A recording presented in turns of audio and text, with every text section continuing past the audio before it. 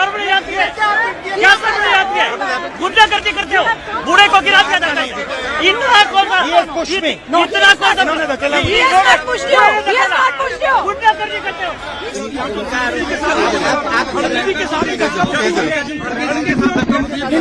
देखिए हाँ किया है मगर ठीक है कोई मतलब धक्का मुक्की से हमें कुछ होता नहीं है। कौन सही है कौन गलत है इसकी जो रिजल्ट होगी दोस्तों, ये जो रिजल्ट आने वाला है वो अब क्राइम ब्रांच देगा। और वो क्राइम ब्रांच क्यों देगा, आइए हम उस पर बात करते हैं। क्योंकि दोस्तों ये जो बातें हो रही है वो है कांग्रेस वर्सेस बीजेपी, और ये जो दो पार्टियां हैं जो बहुत बड़ी पार्टियां हैं, लेकिन इनके बीच ऐसे ऐसे घटनाएं सामने आती है, कभी कुछ चीज़ों को लेकर, कभी कुछ विधेयक को पास करने पर, या फिर कुछ भी ऐसा चीज़ें हों जिस पर कांग्रेस स्टैंड नहीं लेती है। वो हमेशा ये कहती है कि भाई ये बीजेपी ने गलत किया।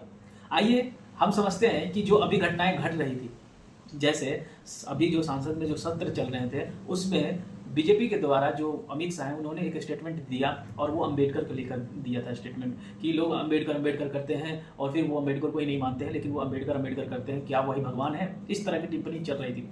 लेकिन फिर ये इसको तोड़ा गया, मोड़ा गया, किस संदर्भ में बातें की जा रही थी, उसको मीडिया, सोशल मीडिया पर लोग किस तरह से पोस्ट करने लगे, और फिर कांग्रेस इस पर अपना स्टैंड इस तरह से लेती है कि बीजेपी ने किस तरह से अनादर किया डॉक्टर भीमराव अंबेडकर को, जिन्होंने संविधान बनाया, जिन्होंने संविधान के बनाने के पीछे न जाने कितने मेहनत किया, और किस तरह से समाज उनको पहले जब वो डॉक्टर भीमराव अंबेडकर के रूप में नहीं खाती थे, उससे पहले उन्होंने कितने प्रताड़ित झेले हैं, और समाज में दलित की जो एक स्थान है उसको उन्होंने आगे लाने की कोशिश की। और इस तरह से ये जो मुद्दा है, हम सब लोग जानते हैं दोस्तों, इतनी बड़ी मुद्दा है अपने आप में, रिजर्वेशन को लेकर, कास्ट सिस्टम को लेकर, और फिर कांग्रेस जिस तरह से स्टैंड लेती है और इसको चलते हो जाते हैं फिर ऐसे पूरा फैटाफैटी, और इसी के चक्कर में संसद में मार हो जाती है, और मार धाड़ एक्शन से भरपूर। ऐसा लगता है कि मानो कोई मूवी चल रहा हो और फिर उस मूवी में ऐसा लगता हो कि एक तो हीरो हैं, विलेन भी हैं, और दोनों एकदम किसी से कम नहीं है। राहुल गांधी पर केस हो जाती है क्योंकि बीजेपी के जो सांसद थे उनको चोट लग जाती है, नाक टूट जाते हैं, घायल हो जाते हैं, और फिर वो हॉस्पिटलाइज होते हैं। फिर बीजेपी के लोगों ने आरोप लगाते हैं कि कांग्रेस के राहुल गांधी जो विपक्ष के मेन पार्टी के मेन व्यक्ति हैं, उन्होंने हमारे सांसद पर हाथ छोड़ा, और फिर ये तुल पकड़ लेता है और बीजेपी वालों ने केस कर देते हैं। वैसे बहुत सारे आरोप कांग्रेस के थ्रू भी लगाया गया।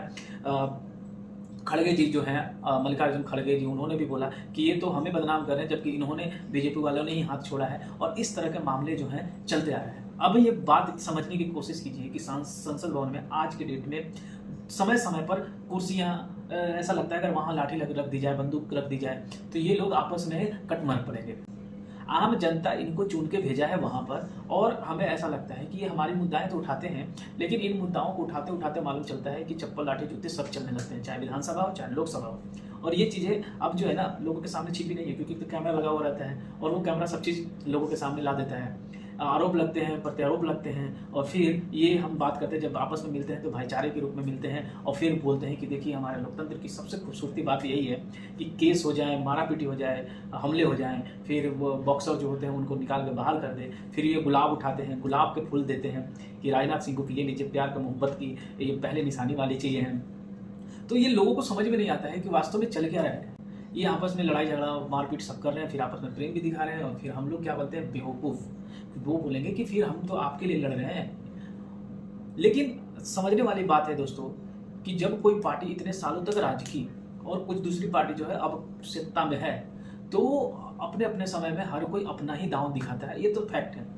चाहे वो कांग्रेस के द्वारा आरोप लगाया जाए कि आपने ईडी का आप यूज करते हैं, जो भी सरकारी संस्थाएं हैं उसको यूज करते हैं, जब वोट होती है तो आप जो ईवीएम मशीन है उसमें गड़बड़ी करते हैं, हम जीतते नहीं हैं। लेकिन कांग्रेस की भी ये भी सब, बीजेपी की भी ये बात माननी चाहिए कांग्रेस के पक्ष में कि जब कांग्रेस कहीं जीतती है तो ईवीएम सही है, और जब कांग्रेस हारती है तो वो दोष लगाती है कि भाई ईवीएम में गड़बड़ है, ये बीजेपी के द्वारा ऐसा किया गया।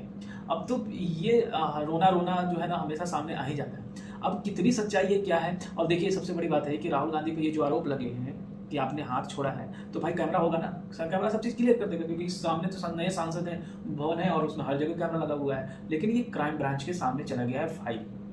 कोर्ट ने बोला भैया कि अब ये दोनों के मामले हैं, अब जांच आएंगे। अब लोगों के सामने क्या आएगा ये देखने वाली बात होगी कि कैमरा को कैप्चर किया है या फिर कैमरा कैप्चर नहीं किया। दूसरी चीज कि ये अगर अब सांसद में आप इतने बड़े बड़े नेता लोग अगर आपस में ऐसे लड़ेंगे, जनता के सामने इस तरह के वीडियो जाएंगे, तो क्या जाएगा मैसेज।